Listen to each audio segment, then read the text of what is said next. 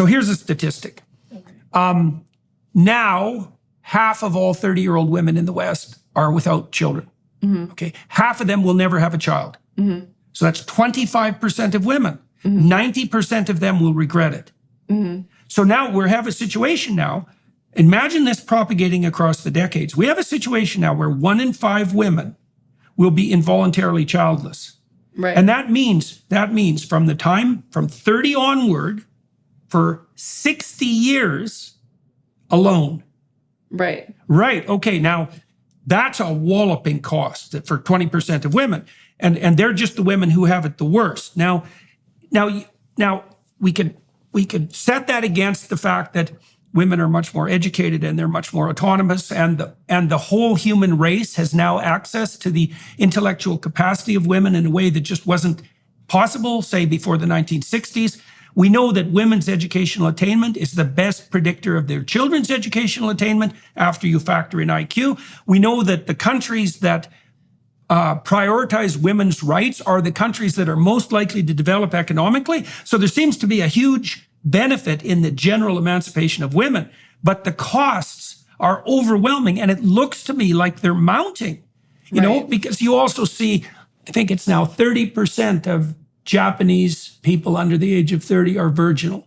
And the amount of sex that young people in the West are having, at least actual sex, is plummeting. And it's harder and harder for women to find a long-term relationship. And so what do you believe that, why do you believe overall that, or do you even believe that the benefits of the pill have outweighed the costs? I don't know that I believe that. I mean, honestly, I think that this is one of those things where we can't I don't think that I can make a blanket statement about that for everyone. Do you know what I mean? To me, that's a individual level decision. Yes, exactly. Okay, well, for me, right, using birth control for the number of years that I did, absolutely the benefits outweighed the costs because of how I played things. I mean, it allowed me to get my degrees and, you know, start my research lab, and I had my kids when I wanted to. How many kids do you have? I have 2. I have a daughter. Was that enough? And a son. Yeah, I was done. So that was good for you. I was comfortable with that. I felt good about that.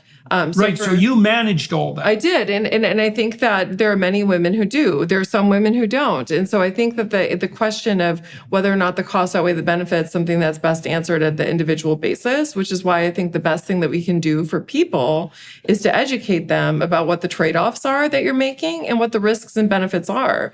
Because like you said, I mean, I think that there is you know, women are taught almost nothing about their fertility, like nothing. Well, they're taught lies. Well, yeah. I mean, I have women coming into my class talking about how so-and-so had a baby at 40. I'm saying no, like, here's the fertility curve. Describe the fertility. The fertility curve peaks at 25. And then it begins to decline. So women are at their most fertile at 25 years of age, and then it begins to decline. It declines very precipitously after 35. And the probability of getting pregnant from a general act of sex is much, much lower than it is when you're in your 20s. And this is a really hard thing for women to have to wrestle with because, that's of course, for sure. I mean, you know, I look at myself, and I had to, you know, I was in graduate school when I had my first child, and I had to make the decision: am I going to, you know, incur the cost to my career to go ahead and try to have a baby now? And I know that it'll be relatively easy. How old for were me you? in biology, 28. Right. So you were already, by historical standards, old. Yeah. Definitely. But I wanted to go ahead and get. Why did you take the risk? I took the risk because I study women's fertility. Okay, so you knew. And it's like, so I know exactly what's going to happen if I wait. And that wasn't a chance that I wanted to take. And I think that if we do things like educate women on what the costs are that they're, you know, sort of facing if they choose to restrict their fertility for all of these years, like what is the outcome? So first of all, they should at least know what the facts are. Yeah, I don't think that we're educating Not women at all. about No, these things. There's no one who's lied to more than 19-year-old women. They're lied to in all sorts of ways. The first lie is there'll be nothing more important to you in your life than your career. I think that's a lie because I know almost no one for whom that is true, whether they're male or female. Right. Like I think on average, for men, career is more important than it is on average for women. But having said that, men who have a successful family and a successful career are much more likely to value their family over their career.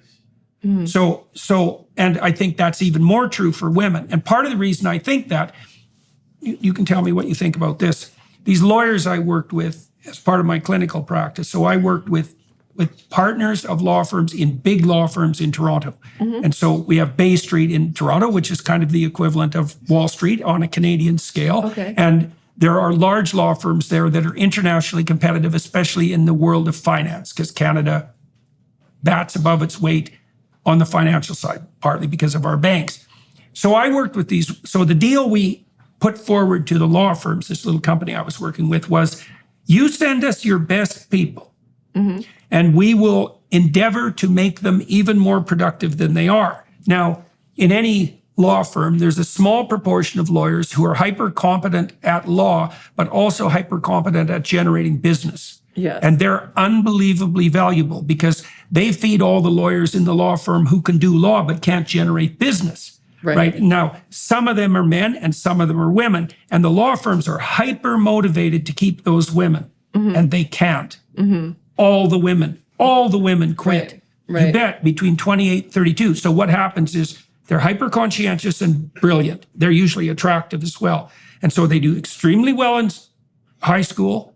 They do extremely well in college and university. They do extremely well in law school. Like they're on a track, high achieving track. They climb all the way up this track until they're senior partners and they're working like 70 hours a week. And often by this time, but not always, they're married and usually to someone who has a high income. And they look around having hit the pinnacle and they're 30 and they think, why the hell am I working 70 hours a week?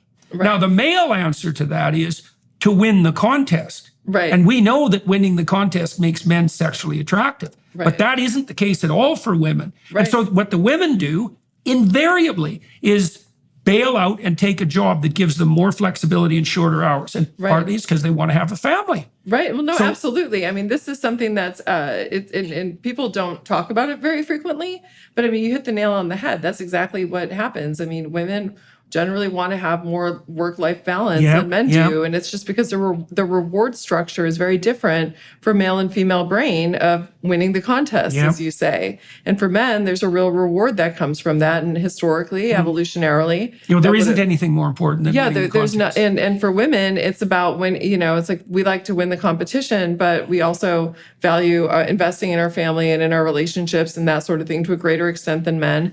And most women that I know, even women who are really high achievers and have, high performing jobs, also value their family time. And a lot of them aren't willing to make those costs. I know more people that are women who've foregone, really big promotions and opportunities to sit on this board or that board, and saying no to it, even though it's an amazing opportunity, just because they don't want to compromise their time with their children and their families. And this is it's a real thing for women. Okay, it's a real thing for women.